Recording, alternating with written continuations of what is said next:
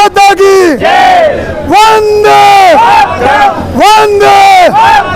जो पेंशनर्स का काम करेगा, हम सब एक है, हम सब एक है। जो पेंशनर्स का काम करेगा वही देश में राज करेगा। जो पेंशनर्स का काम करेगा।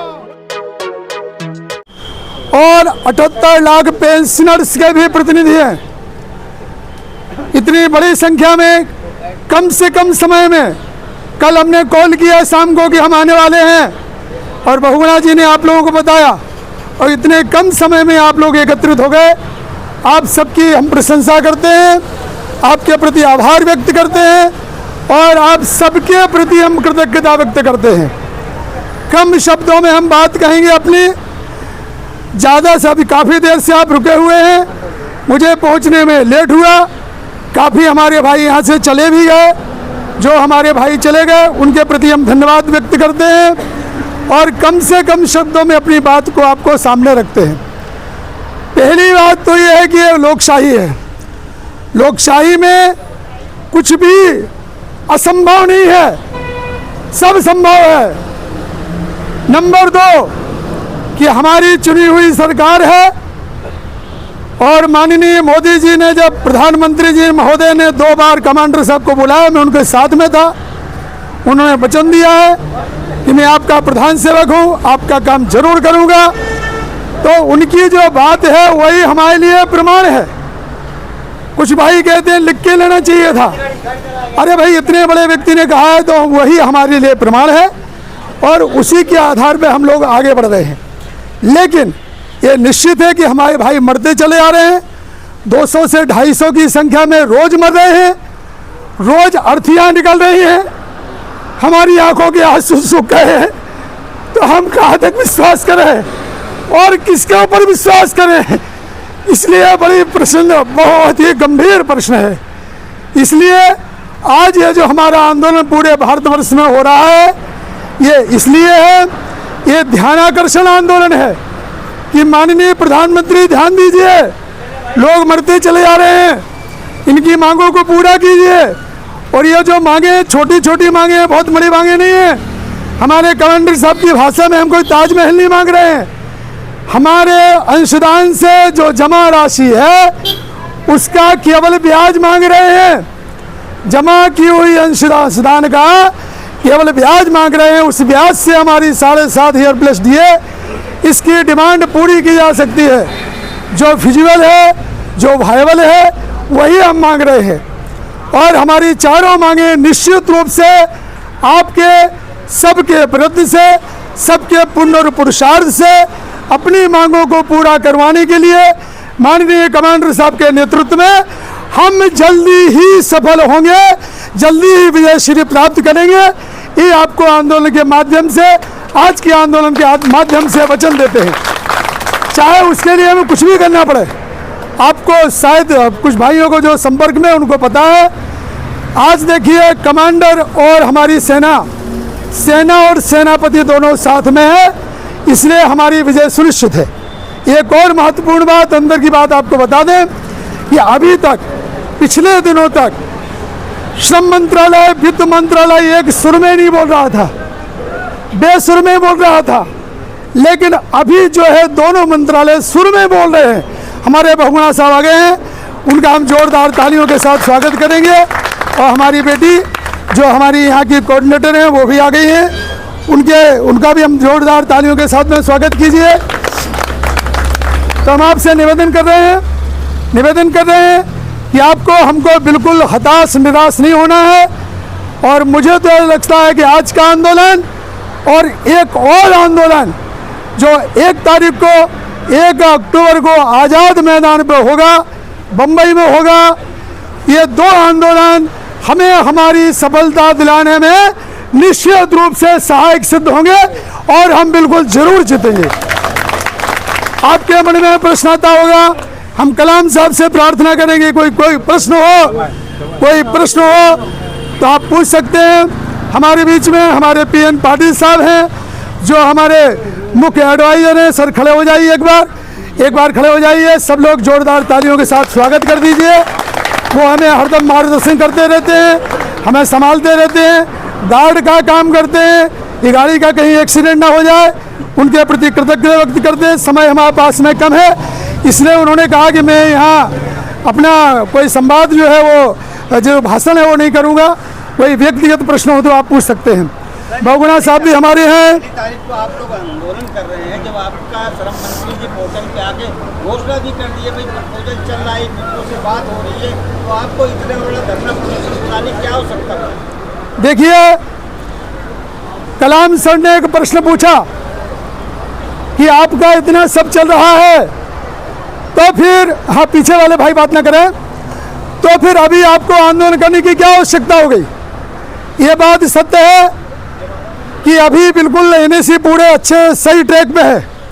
31 तारीख का जो हमारा जुलाई का आंदोलन था वो इतना सफल था, इतना प्रभावी था। उसके तुरंत बाद में, उसके एक दिन पहले ही माननीय श्रम मंत्री जी ने बुलाया था। इसके बाद में 14 अगस्त को 2024 को फिर जो है चर्चा के लिए बुलाया। हम और हमारे कुछ भाई गए थे, बहुगुणा साहब भी उसमें साथ में थे। 14 अगस्त को फिर चर्चा हुई एडिशनल CPFC महोदय से। 27 अगस्त को फिर जो है CPFC महोदय चर्चा हुई।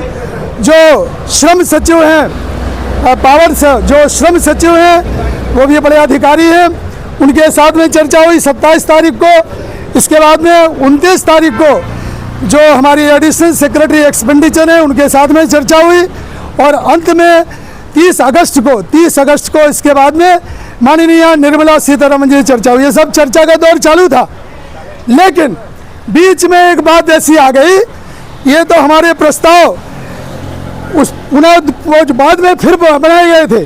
जो पहले प्रस्ताव थे उसके ऊपर फिर प्रस्ताव बने जो हमारे हिसाब से बिल्कुल सही थे और 7.5 ईयर प्लस DA के ट्रैक पे ही थे। लेकिन इस बीच में एक संगठन भारतीय मजदूर संघ बीच में कूद पड़ी। उन्होंने ठीक है, अच्छा काम किया, जो आंदोलन करेगा अच्छी बात है, कोई हमें परेशानी नहीं है। अगर कोई पेंशन के लिए, मिनिमम पेंशन के लिए अगर कोई डिमांड, कोई ये करता है, आंदोलन करता है, तो स्वागत के योग्य है।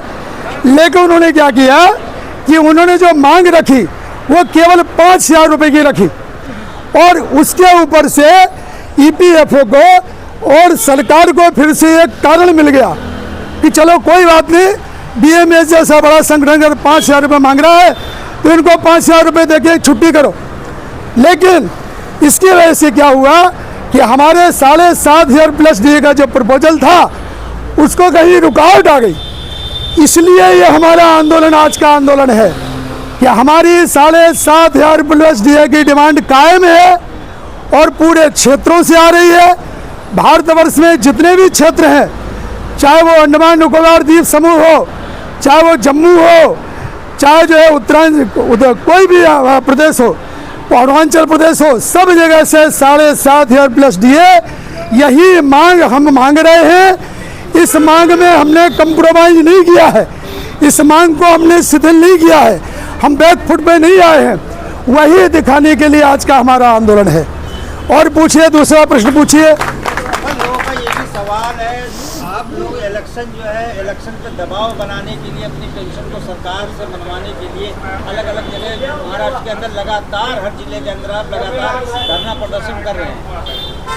अच्छा, इलेक्शन है हरियाणा के अंदर, आप लोग धरना प्रदर्शन वहाँ कर रहे हैं, महाराष्ट्र में कर रहे हैं, ऐसा? देखिए, हरियाणा के अंदर वहाँ भी हमारे आंदोलन शुरू हैं। अभी बीच में कमांडर साहब यमुनानगर में बड़ी सभा करके आए। आज भी यमुनानगर में बहुत बड़ी रैली है, विशाल रैली है।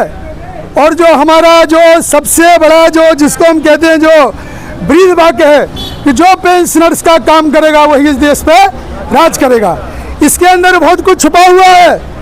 हम अपने पत्ते खोलना नहीं चाहते हैं कि हम वृद्ध हैं, लेकिन ध्यान सुनिए, इसके अंदर बहुत कुछ छुपा हुआ है। तो हरियाणा में भी आंदोलन हो रहे हैं। अभी 2-3 दिन पहले माननीय वहाँ के जो मुख्यमंत्री जी हैं, उनके जो श्री सचिव हैं, हम चलिए छोड़िए उस बात को, हम अंदर नहीं ले जाना चाहते हैं, कुछ बातों को यहाँ उजागर नहीं करना चाहते हैं। लेकिन एक बात निश्चित है कि सरकार के ऊपर दबाव बना है।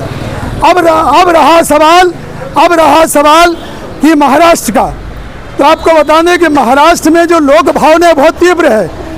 हर तहसील स्तर में हमारा संगठन है, तहसील स्तर में संगठन है, जिला स्तर पे बहुत बड़े संगठन है। माननीय कमांडर साहब की जहाँ जहाँ सभा हुई है वो 4000, 5000, आज लाइव देख लीजिए आप। आज जो आंदोलन चल रहा है, जो अभी औरंगाबाद में कल की सभा हुई उसमें 4000 लोग थे। आज जो आंदोलन है आरपीएफसीओ में, वहाँ भी कम से कम 3 से 4,000 लोग रहेंगे। कल जो नांदेड़ में सभा होगी उसमें कम से कम 5,000 लोग रहेंगे। तो ये जो सभाएं हो रही हैं ये लोक भावनाओं को देखते हुए हो रही हैं। एक इससे निश्चित रूप से जो हमारी लोक भावना है वो सरकार तक पहुंचेगी। और अब रहा सवाल ये कि भाई 1 अक्टूबर को आप वहाँ, अरे चलिए आगे आइए, वहाँ 1 अक्टूबर को आप जो आंदोलन कर रहे हैं आज़ाद मैदान में, वो वहाँ बम्बई में क्यों कर रहे हैं? उसका कारण ये है कि महाराष्ट्र में हमारा जो हेडक्वार्टर है बुल्ढाना, वहाँ पिछले 6 सालों से अनशन शुरू है। आप सबको पता है 2000 से ज़्यादा दिन हो चुके हैं। तो पिछली 19 तारीख को, ध्यान सुनिए हमारी बात को कमल साहब, आपने जो प्रश्न किया उसका उत्तर देता हूँ मैं। पिछली 19 तारीख को माननीय मुख्यमंत्री महोदय बुल्ढाना आए थे, वो हमारे हेडक्वार्टर पे आए थे। और जब वो हेडक्वार्टर पे आए तो हमारे लोगों की भावनाएं थी, जो रोज मंडप में बैठते हैं उनकी भावनाएं थी कि माननीय मुख्यमंत्री महोदय निश्चित रूप से हमारे मंडप में आएंगे, और मंडप में आएंगे, भले उनसे संबंधित विषय ना हो लेकिन हमें धीर देंगे। और वो एनडीए के घटक भी हैं, इसलिए हमारी मांग को सरकार तक पहुंचाएंगे। लेकिन माननीय मुख्यमंत्री महोदय बहुत ही संवेदनशील है, हमें पूरी उम्मीद थी। हमारे बहन भाई धूप में बैठे हुए और धूप में तपते हुए उनके स्वागत के लिए तैयार थे। बहनें रास्ते में खड़ी थी, कमांडर साहब शाल श्रीफल लेके तैयार थे। लेकिन हुआ है कि माननीय मुख्यमंत्री महोदय वहाँ तक नहीं पहुँचे। क्यों नहीं पहुँचे? हो सकता है कि जो है पुलिस प्रोटेक्शन की कुछ समस्या रही हो, किसी ने कह दिया हो कि आप मंडप में जाएंगे, कुछ अनुचित घटना हो गई, तो जो भी कारण रहे हुए